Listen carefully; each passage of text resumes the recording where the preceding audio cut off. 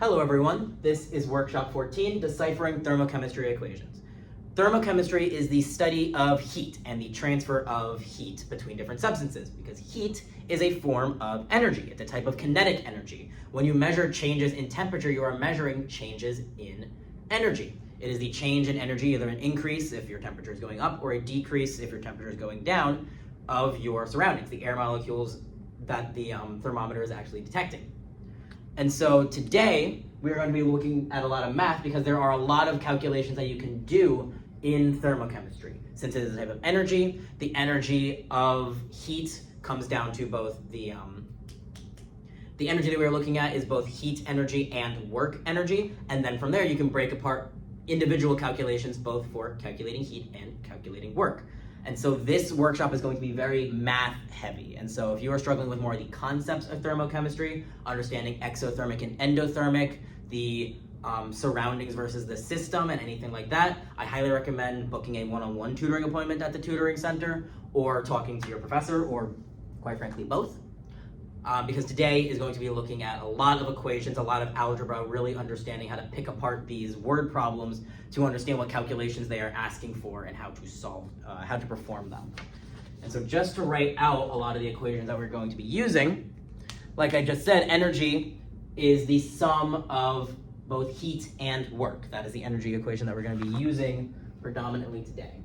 So energy, change in energy, is equal to our heat, Q, plus our work, W. Change in E, change in energy. Remember, energy is what is called a state function. It doesn't matter how we get from point A to point B. All that matters is what is my point A, what is my point B. You can have a multi-step reaction that has like 9 different parts in it, or you can have a reaction that has 2 parts to it. But if they start with the same amount of energy and end with the same amount of energy, they will have the same delta E value. That is what is most important, just beginning to the end. Final minus initial. So the other way of writing energy, sometimes you're going to know about the energy of your products and the energy of your reactants. Final minus initial, you start with reactants and they end as new products. And so you can also take the energy of the product side of your reaction, subtract the energy of your reactants, and that will also give you your change in energy, your delta E. And now an important relationship is now between your systems and your surroundings. Your system is whatever you are studying, usually the chemical reaction that you're focused on. The surroundings is everything else. The beaker that this reaction is occurring in, the air surrounding the reaction, the room itself, all of that is surroundings. But now remember, energy cannot be created or destroyed. It just shifts from one form to another. It goes from one location to another location. And so if your system is absorbing a certain amount of energy or releasing a certain amount of energy, it has to release that same amount of energy or absorb that same amount of energy from your surroundings. However much energy your system absorbs, let's say, that it took that amount from the surroundings. So it's opposite in sign. If it is releasing heat, if your system is releasing heat, it is releasing that amount of heat into the surroundings. So it's opposite in sign. Now, taking our first equation up here, heat and work both have their own set of calculations. Focusing on work first, because there's less calculations with it. Work, the equation we're going to be using, is negative external pressure, times your change in volume. We need that negative sign because remember, pressure and volume are inverse of each other. That is from our ideal gas law from workshop 12, chapter 6. Since they have this inverse relationship, if you increase the pressure, you know the volume is going to decrease, but by increasing pressure, the way it works with work, the way you describe it is that in terms of work, either the system does work on something or the system has work done on it. And so to increase your pressure, that would usually be, you would increase pressure, decrease volume. It should be a positive value though, and so you need a negative sign to actually account for it. Due to the inverse relationship of pressure and volume, this negative sign has to actually go there to make sure that Positive work denotes your system having work done on it, and a negative work means that your system is doing the work on something else. Without that negative sign, it would always end up being opposite, and you would not have the correct notation. And now, work is then also described as force times distance. We don't really use this for calculations. This is just to understand the concept of work. The way I always describe work, since people tend to get confused, well, how do I know the difference between heat versus work? Work has you actually doing something or something happening to the system. If I push on something, that is work. I'm not really putting heat into it at all, but I am doing something to the system, whatever I'm pushing at that moment.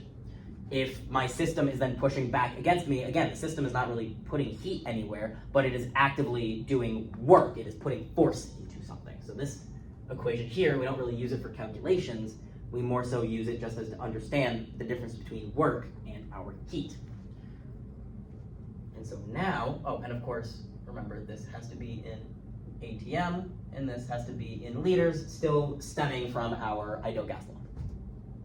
So now looking at our heat equation, heat on its own is dependent on a few different things. It is dependent on the mass of the object. If you're trying to heat something up, the more of a substance you have, the harder it's going to be to heat it up. Think about boiling a cup of water versus boiling a pot of water. It's going to be a lot harder to boil the pot of water. It's going to take longer. You need to add more heat because there is just more water there. So mass is important. And now, of course, temperature is important. It's going to be a lot faster to boil water if you have 200 degrees Celsius versus 100 degrees Celsius. Both will boil eventually, but by adding more heat, by increasing the temperature, you are producing more heat. You are adding more heat into that system, and so it's going to boil faster. And the last variable we're missing is something called specific heat. Specific heat is going to be the amount of energy that you need to input into a system to change the temperature of 1 gram of that substance by 1 degree. I know that's a very long definition, but essentially heat capacity is the energy needed to change your temperature by 1 degree Celsius. We are looking at specific heat capacity, energy needed to change 1 gram of a substance temperature by 1 degree Celsius. And so the units for specific heat then are joules over grams times Celsius. Amount of energy needed to change 1 gram's temperature by 1 degree Celsius. And now, in terms of temperature, we more specifically care about the change in temperature, because again, we want to know how much heat am I generating if I go from point A to point B. If I have this cup of water here, and it's at 50 degrees Celsius, how much heat is it going to absorb if I now increase the temperature to 90 degrees Celsius? If I'm at 80 degrees Celsius with that cup of water, how much heat is it going to lose if I decrease the temperature to 20 degrees Celsius? Temperature has to be the change. We are focused on how much heat is being absorbed or released based on a change in temperature. Now, this is for our substances, but there is something called bomb calorimetry, which is going to use a similar equation, but now the mass is not going to be included, because in a bomb calorimeter, you are putting the sample into the calorimeter and then using the change in temperature of the calorimeter itself to then figure out the change in temperature or the heat released by your sample. Because remember, system is equal to negative surroundings. The same relationship applies to heat. If your system is releasing heat, that means your surroundings are absorbing it. If your surroundings are releasing heat, that means your system is absorbing it. And so the bomb calorimeter absorbs the heat from the sample, and by knowing how much energy was absorbed in the calorimeter, you now know how much energy was released or how much heat was released by your sample. Since we are basing it off the calorimeter itself and not the sample, we no longer need the actual mass, because the mass of the calorimeter is not going to have an effect on the actual heat being absorbed or released. And so when you're doing bomb calorimetry, we only care about specific heat of the calorimeter, because we need to know how much energy the calorimeter itself has to absorb to increase its temperature by 1 degree Celsius. And again, change in temperature. A bigger change in temperature means more heat is going to be absorbed or released, because again, that change in temperature, when you measure temperature, you are measuring heat. You are measuring heat energy being transferred between our system and surroundings. And so the last relationship, like I just said, if you have Q of your system, that is going to equal negative Q of your surroundings. I'm putting them in shorthand. But again, whatever your system absorbs, it came from the surroundings, opposite sign. Whatever your system releases, it is going into the surroundings. It is opposite in sign. So you can see why this workshop is focusing so much on calculations there. I tried to explain the conceptual parts of these equations as best as possible, but ultimately there just is a lot of math and a lot of picking apart word problems. And so let's start going over a few different types of problems, or really a lot of different types of problems that you will experience both in the homework, on your exams, all different ways to manipulate these equations to get our desired answers. These first two problems are going to be looking at just the energy equation. So looking at question 1, a gas absorbs 45 kilojoules of heat and does 29 kilojoules of work. Calculate the internal energy. So internal energy is our delta E, and they're telling us about the heat and work that is happening. Now, something that I didn't or something that I kind of covered in the beginning when going over the equations is that, of course, you can have positive Q values, negative Q values, positive W values, negative W values. But just like how there's an inverse relationship between the systems and surroundings that we saw before, we first have to know what is the sign of my heat and my work. Like I said, if your system absorbs energy, the surroundings then lost energy. If your system releases energy, then your surroundings are going to absorb that energy. But based on the wording of these problems, you have to actually know, is my system absorbing or is it releasing? And that will then determine your sign.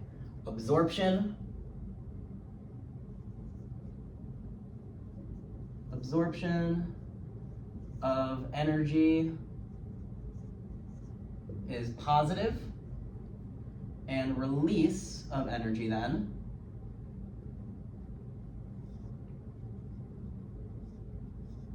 is negative. And we're always talking about the system. We are always focused on the actual system itself. And so the gas in this case is our system. If the gas is absorbing 45 kilojoules of heat, that means we have a positive 45 kilojoules. And now the wording for work is always a little bit trickier. It does 29 kilojoules of work. In terms of work, if something is doing work on the system, that will be the same thing as the system absorbing the work, feeling the work being done onto it. So that would be positive. If the system is doing the work, the system is exerting itself and putting the work onto something else. So the gas does work, the gas is putting the energy into the surroundings, and so that's going to be negative 29 kilojoules. And so our internal energy is 16 kilojoules. On to question 2. A system releases 125 kilojoules of heat while 104 kilojoules of work is done on it. Calculate internal energy. So same thing. A system releases 125 kilojoules of heat, and so that has to be negative. The system is losing that heat. And it has 104 kilojoules of work done on it. It feels the force of work being done on it. It is absorbing the work being done on it, or the energy from the work being done on it, and so it is positive. And so in this case, our internal energy is negative 21 kilojoules. The math itself for internal energy is usually pretty straightforward. Once we get through the wording, the actual wording of the problems is where a lot of people get stuck, because you have to know what is positive and what is negative. And so, question 3, if the internal energy of a thermodynamic system is increased by 300 joules, while 75 joules of expansion work is done, how much heat is transferred? So now we want to solve for Q. They're asking about heat. And now remember, E is a state function. We don't care how we got from point A to point B. We just care about the difference between point A and point B. And so if they are telling us that the internal energy of the system increased by 300 joules, that is our energy value. Increase would be positive. The system has absorbed 300 joules. We don't need to know anything else than that. We started at some point, and by the time we made it to our end point, we increased by 300. And so that is what we care about. That is our energy. So now it's just figuring out the sign of W. 75 joules of expansion work is done. Anytime you go through expansion, if a gas is expanding, it is what this question is saying is that the gas is doing the work. Expansion work is done. To expand is the gas itself, or whatever the substance is. Doesn't say what the substance is, but expansion is usually gases.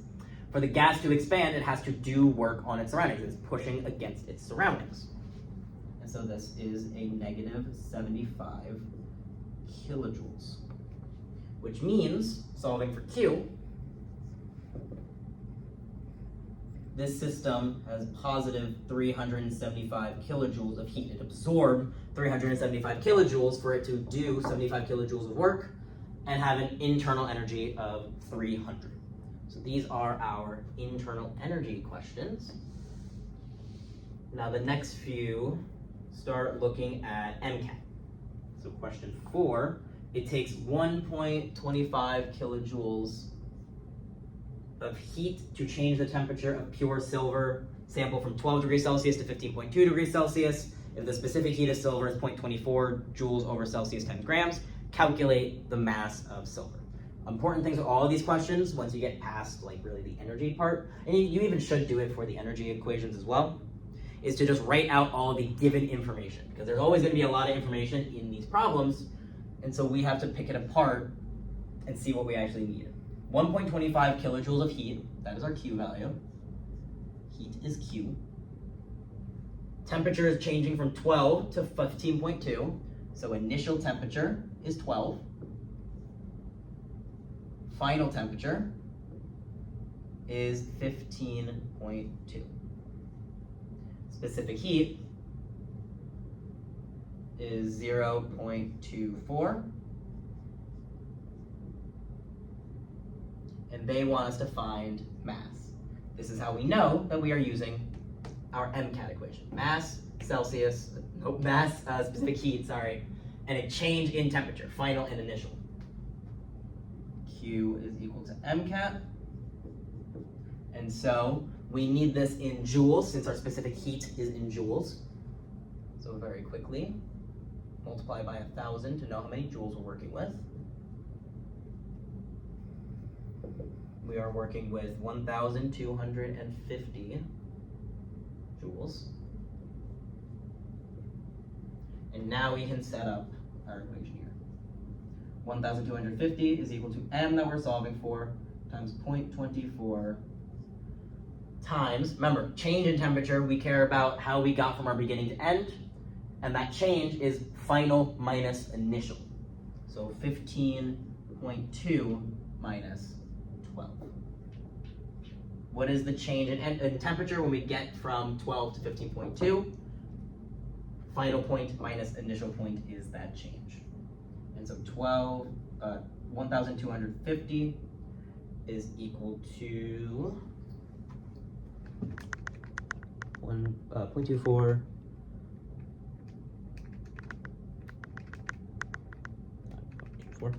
is equal to 0.768.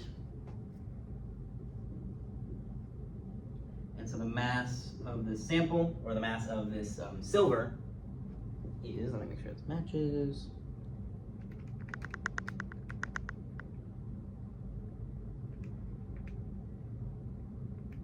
is 1,628 grams.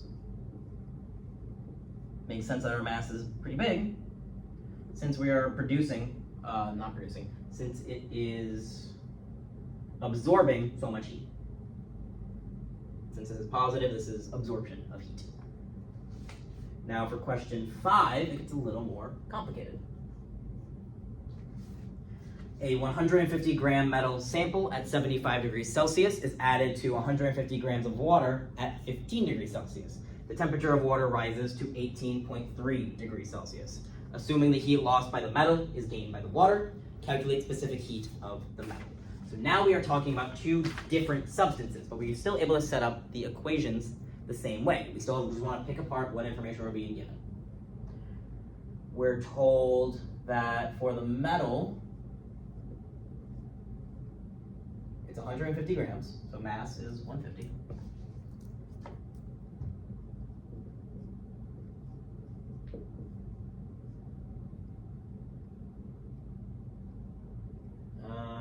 it's at 75 degrees Celsius, so the initial temperature is 75. And now for the water, they're telling us the mass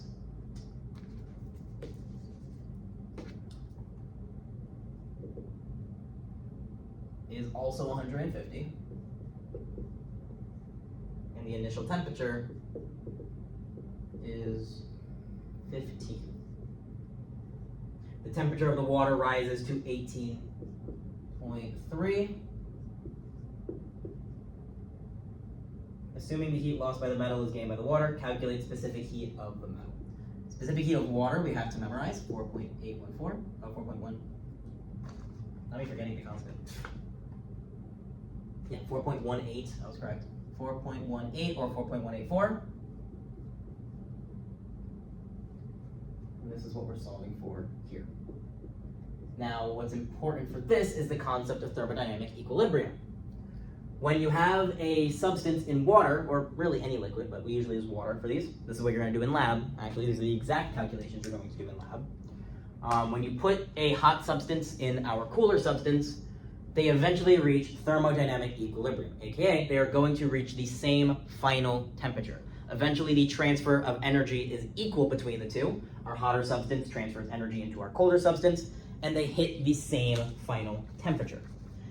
And so, if we know that the final temperature of the water is 18.3, that also means then to reach thermodynamic equilibrium, our final temperature of our metal is also 18.3. And so now we can go ahead with our calculations.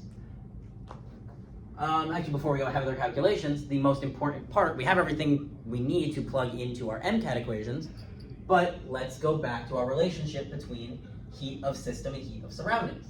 Heat of system is equal to negative heat of surroundings, right? In this case, the metal would be our system. We are focused on what change is happening in our metal. So the water is then our system. So substituting those in, Q of our metal is equal to negative Q of our water. And now there's quote unquote two ways of solving this.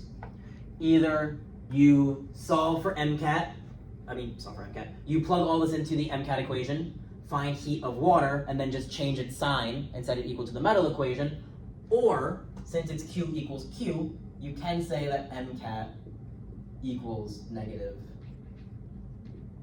MCAT. That is also a possibility. I'm going to do it this way because it's going to give us the exact same work, but if you feel more comfortable first just solving for Q and then saying Q is equal to negative this just to account for the relationship, that is up to you. Both will work. As long as you show somewhere in your calculations, hey, this is the heat generated by my water or being absorbed by my water, whatever is happening. Since it's an increase in temperature, water will be absorbing. This is the energy absorbed by my water. Here's my negative sign to show that it was released by my metal, either by equating them now or equating them later. So doing it this way, we have 150 grams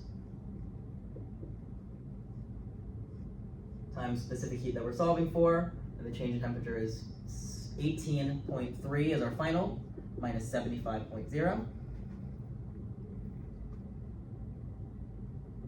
And that is equal to now negative, with the negative on the outside, because MCAT is equal to negative NCAT, inverse release of heat. 150 grams of water. Specific heat of water is 4.184. And our change in temperature is 18.3 minus 15. Now, because we are solving for specific heat, our final answer should be positive. And that negative sign here also accounts for that. 18.3 minus 75, we're going to get a negative number overall on this side since it's all multiplication. And over here, because there's that negative on the outside, we will also get a negative answer overall on our right side of our equation. Negative and a negative, we will end with a positive value by the end of our calculations. And that is also a way to tell if you have set things up correctly. Outside of temperature, everything else has to be positive. So if you're solving for a temperature, it is not as easy to tell if you've done the calculation correct or not. But mass has to be positive, specific heat has to be positive, And so, because we're solving for a value we know has to be positive, if our final answer ends up being negative, we know we did something wrong. And so, we're looking at there. And so, 18.3 minus 75 times 150. And so we have negative 8,505 times our specific heat is equal to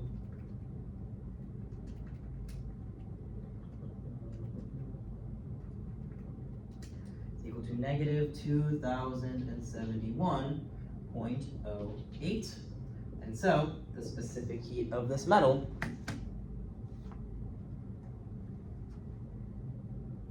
is 0.24. Actually, let me check it on my end. My number is a slightly different decimal-wise, so let me just make sure that I get the same value. Might be a little bit off decimal-wise. No, I'm dividing that wrong. 2071 divided by 8505, not the other way around. Yeah, it's still 0.24. Joules over grams times Celsius.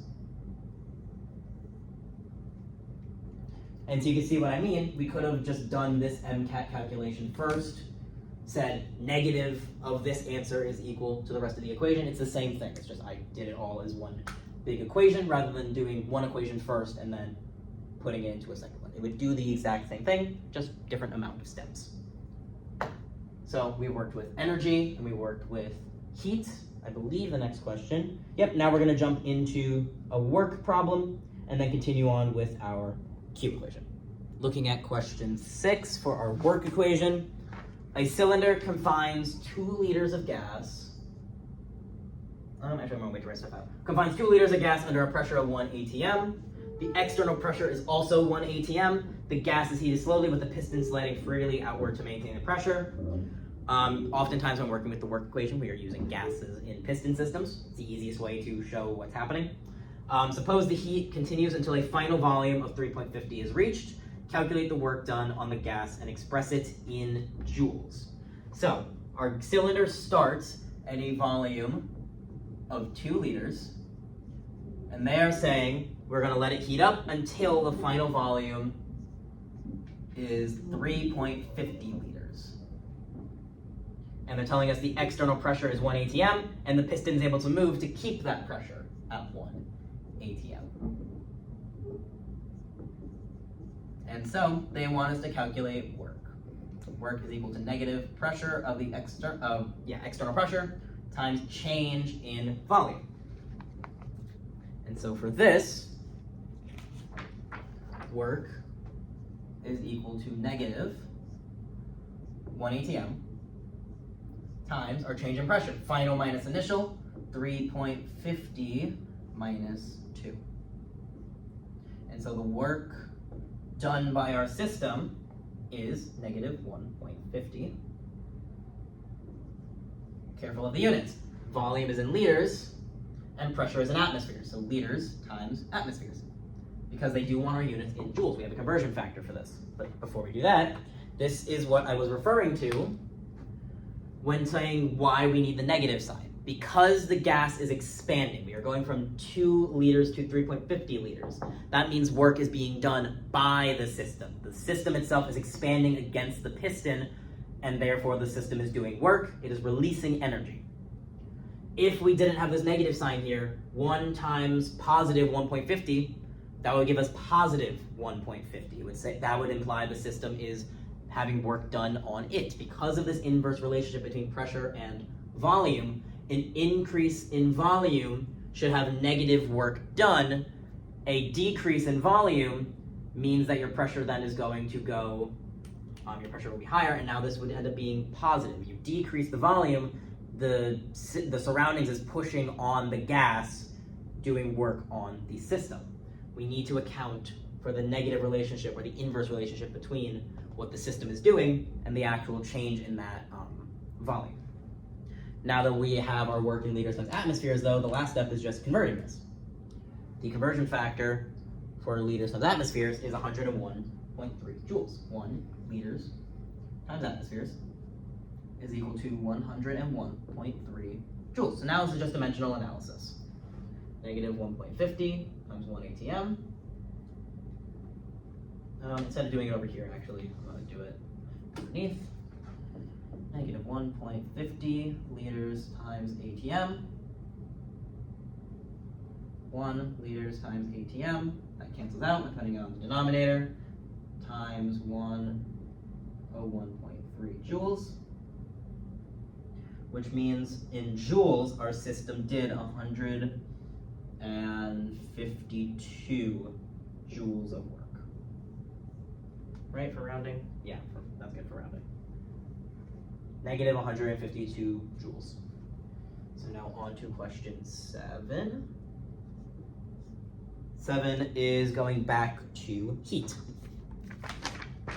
When 225 milliliters of water at 25 degrees Celsius are mixed with 85 milliliters of water at 89 degrees Celsius, what is the final temperature? So now we don't even have a metal and water, we have just 2 different things of water. But the same rules are going to apply. Heat transfers from from a hotter substance to a colder substance. And so we can still see that transfer of energy between one thing of water and another thing of water. And so I'll label it H2O cold, I guess, for the 25 degrees Celsius. And so that we're starting with 225 milliliters.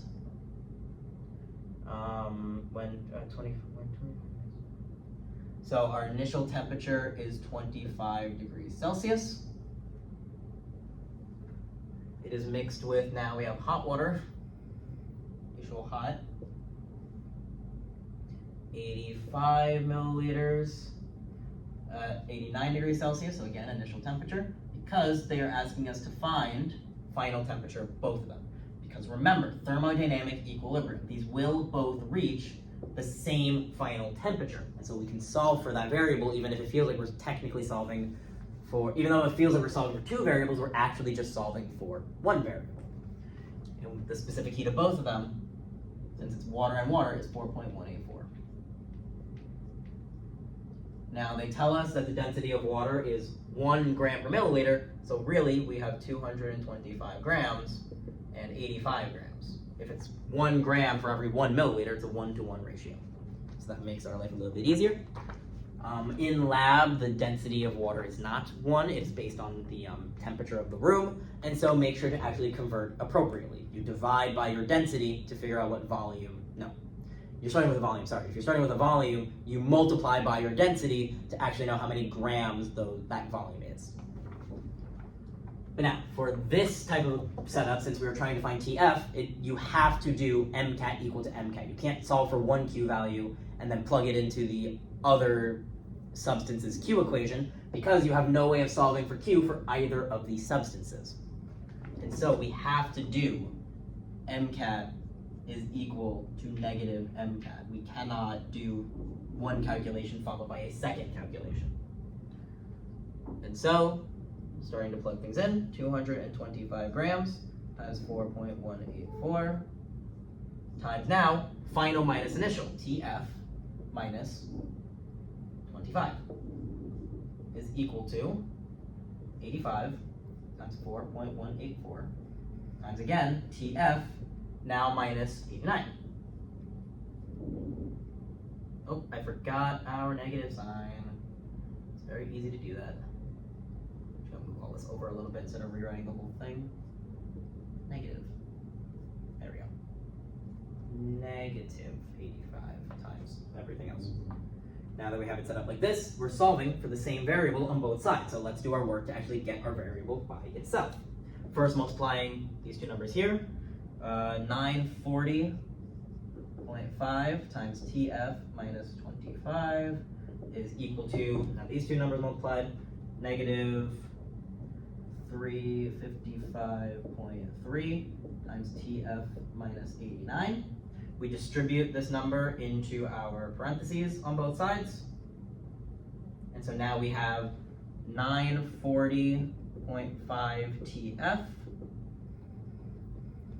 minus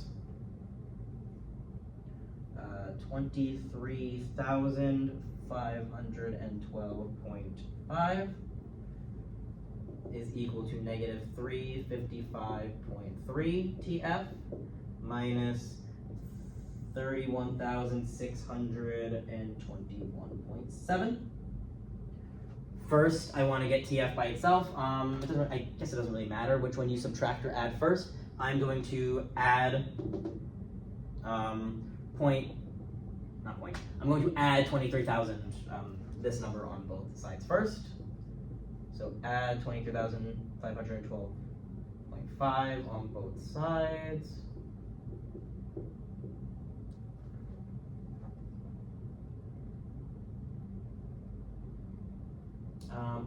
Distribute the negative as well. Negative 355.3, this should be positive. There we go. I was wondering, I was like, why did I do that? There we go. Because I like to avoid negatives as much as possible, so usually I try to add onto the side that'll make sure I just don't have a negative at all. If I add on both sides rather than subtract on both sides, I get rid of the negative sign entirely for this part of the calculation. So 940.5 TF is equal to negative 355.3 TF plus 55,134.2. And now same thing, I'm going to add 355.3 TF on both sides, and therefore now when I go to do my division, I don't have to worry about forgetting a negative sign. If you did it the other way around, that's fine. You should have a negative number equal to a negative number.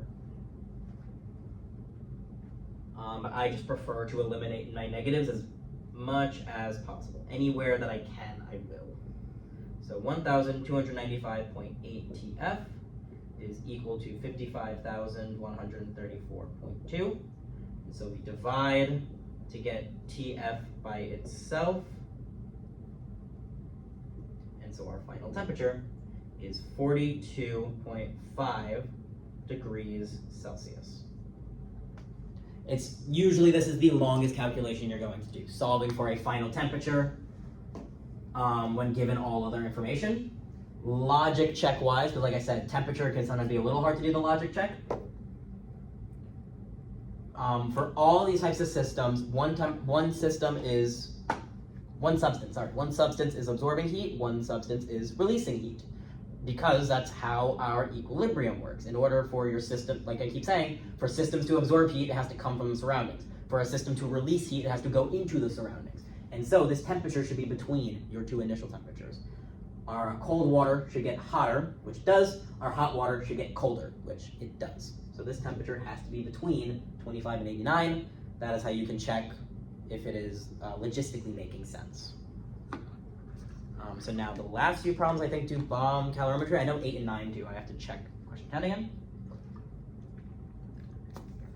But for question 8, we are jumping into some bomb calorimetry.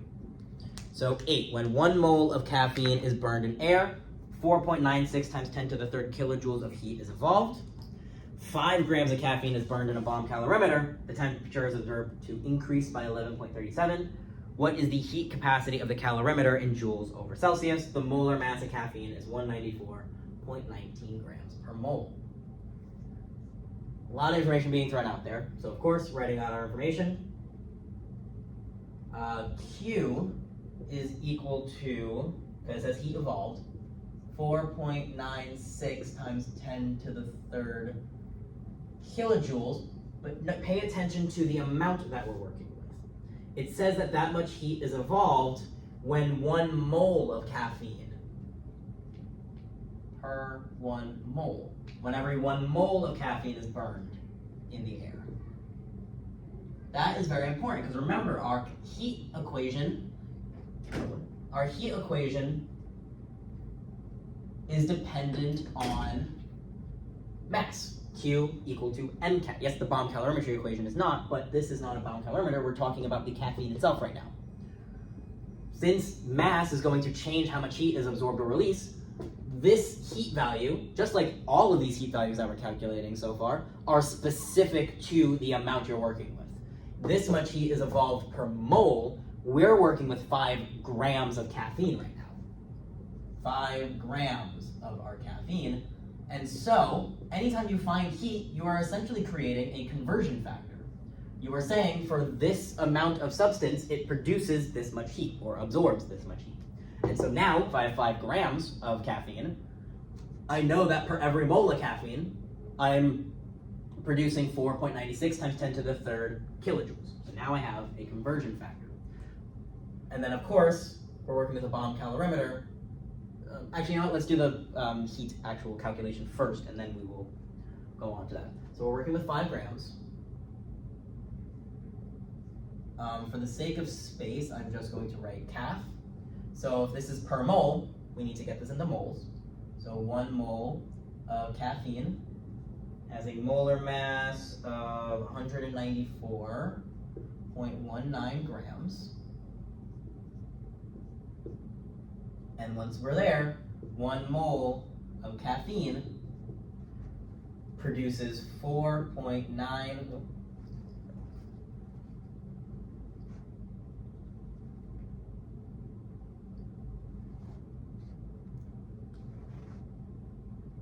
4.96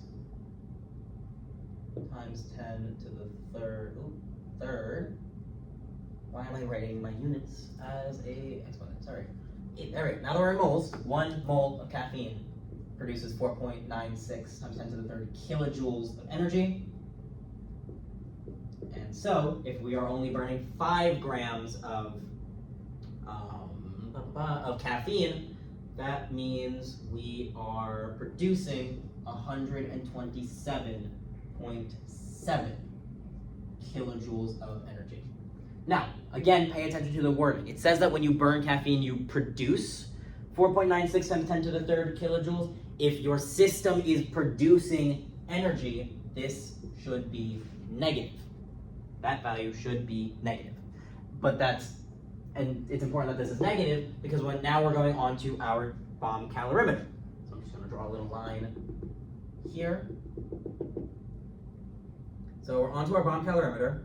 The temperature is observed to increase by 11.37 degrees Celsius. So a change in temperature of 11.37 degrees, a positive change in temperature of 11.37 degrees. So rather than giving us 2 different temperatures, they are telling us our delta T value already. And they want us to find the specific heat of our calorimeter here.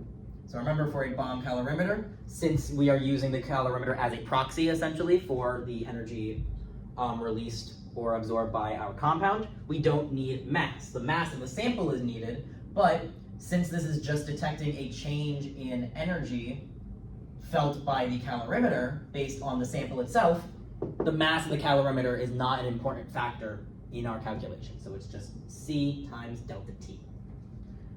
Now, it is important that this was negative because, again, remember, you are determining the energy. Usually, you would determine the energy absorbed or released by your compound based on the energy felt by the bomb calorimeter. So, Q of your system, whatever your reaction is equal to the negative Q of your calorimeter. If 5 grams of caffeine produces 127.7 kilojoules of heat, that means it released, or a negative value, it's releasing 127.7 kilojoules of heat, so our calorimeter is going to absorb those 127.7 kilojoules of heat. So that's why the sign is important. The sign of your calorimeter should always be opposite of the heat actually produced or absorbed by your compound, and so because we are producing heat from the caffeine, our calorimeter should be a positive value. Because same as before, C calorimeter has to be a positive value. If we kept it negative, or if this value was positive and we inverted this to negative, we would not get a positive C value. We would need, somewhere in our calculation, we would need to fix something, and that would be our signs. So, positive 127.7 kilojoules is equal to our calorimeter times our change in temperature of 11.37 degrees Celsius. This is kilojoules, so our C-cal is 11.23 kilojoules per Celsius. They wanted our answer in joules, so we just multiply this answer by 1,000, which I actually think I did it wrong on my paper. I have done this wrong on my paper. I think I did not move enough decimals over. 127.7 divided by 11.37, and then times. Oh, no, I just did it all in my calculator. I didn't multiply this by 1,000. I multiplied what's in my calculator by 1,000. So there's, oh, that's a 1. I thought that was a stray mark. So 11,231 joules per Celsius. There we go. It'd be lovely if I could read my own handwriting sometimes. So we have work. We have more practice with heat, some calorimetry, and so now let's go on to our last two problems.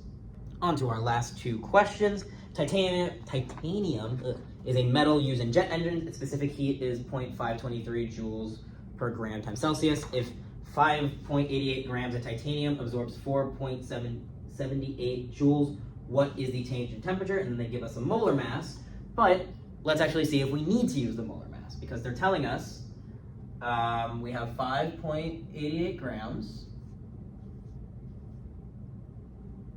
5.88 grams of titanium.